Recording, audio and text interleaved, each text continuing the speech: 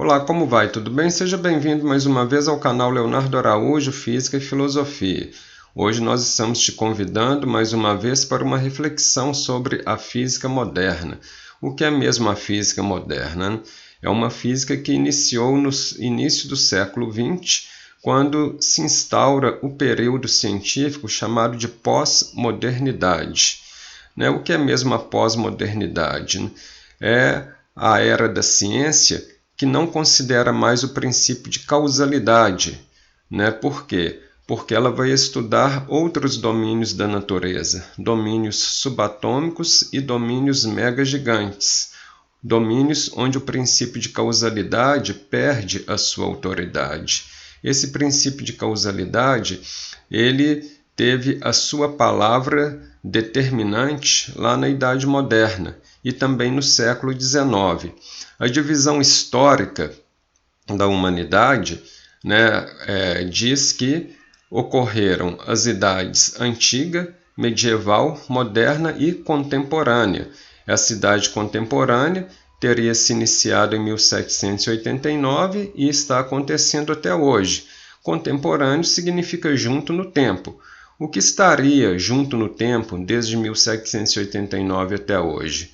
O modo de produção capitalista, que de lá até agora passou por inúmeras transformações. Mas isso é o que significa contemporâneo. Porém, o século XIX, que está na idade contemporânea, em termos de ciência, obedece aos princípios da idade moderna, que é o princípio da causalidade, do determinismo. O século XX obedece a um outro princípio científico, que é o princípio da indeterminação. Então não tem causalidade. Por quê? Porque o mundo subatômico começa a ser estudado pela física quântica e pela mecânica quântica, e o mundo megagigante pela relatividade geral, que é uma nova teoria da gravidade.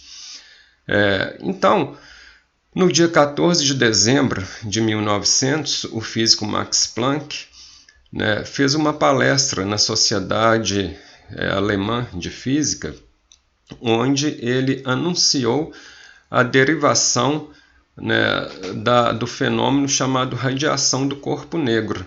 E ali ele realmente disse que a luz caminha como pacotes de energia denominados quantas.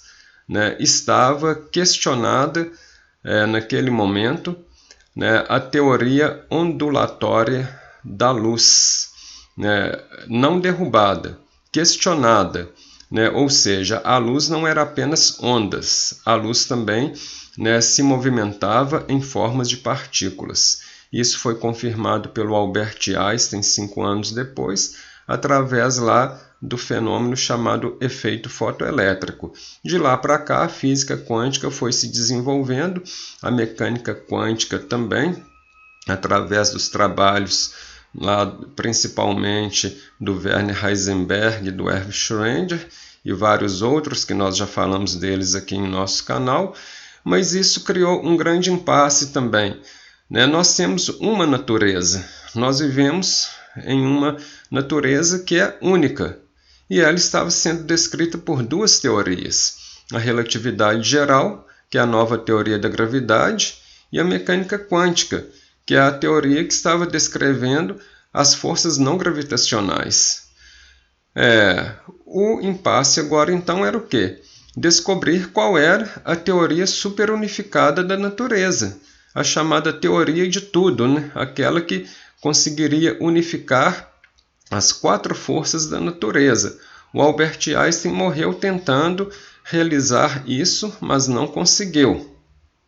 No final da década de 1960, surge a teoria das cordas com essa tentativa, mas ela era uma teoria muito incompleta e precisou se unir a uma nova teoria, que falamos dela algumas semanas atrás, chamada de supersimetria.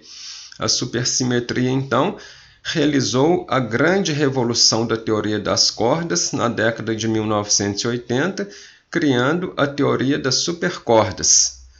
Mas surgiram 5 teorias das supercordas. né, e com algumas diferenças entre elas.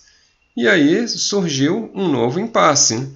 Se nós temos uma natureza única, como ela pode ser descrita por 5 teorias diferentes? Isso é um problema, né, que precisa ser resolvido. Esse problema, então, ele teve a sua solução na década de 1990 com a segunda evolução da teoria das supercordas, né? E o responsável por isso foi o físico chamado Ed Witten. Ele criou uma teoria chamada teoria M, na qual ele disse o seguinte, que as 5 teorias das supercordas, na verdade, formam uma única teoria. São 5 formas diferentes de ver a mesma teoria. Então, na verdade, elas são uma teoria única, a teoria M. Né? Sendo assim, a teoria M é a teoria superunificada da natureza, capaz de descrever tanto a força gravitacional, que a relatividade geral descreve, como as forças não gravitacionais, que a mecânica quântica descreve. Né? O que significa M? Né? O Ed Witten nunca revelou o significado do M. E aí muitos pensaram o seguinte, o M poderia ser então um M de mistério, um M de magia, ou então um M de teoria mestra, já que afinal seria a teoria que se encerraria todas as outras descritoras, né, dos fenômenos da natureza, enfim, uma teoria que chegasse à conclusão sobre o que acontece na natureza de uma forma geral, tanto no mundo, né, cósmico, como no mundo subatômico, como também, né, no mundo clássico. Então, essa teoria M seria a teoria de fato superunificada da natureza. Essa teoria M, ela comporta vários detalhes, né, que nós vamos explicar no nosso próximo vídeo. Se você gostou dessa explicação sobre a evolução, né, da teoria das supercordas, tanto em sua primeira como em sua segunda, né, revolução nas décadas de 1980 e nas décadas de 1990, dê um like aí pra gente. Faça sua inscrição no canal Leonardo Araújo, Física e Filosofia. Até o nosso próximo vídeo e tchau, tchau.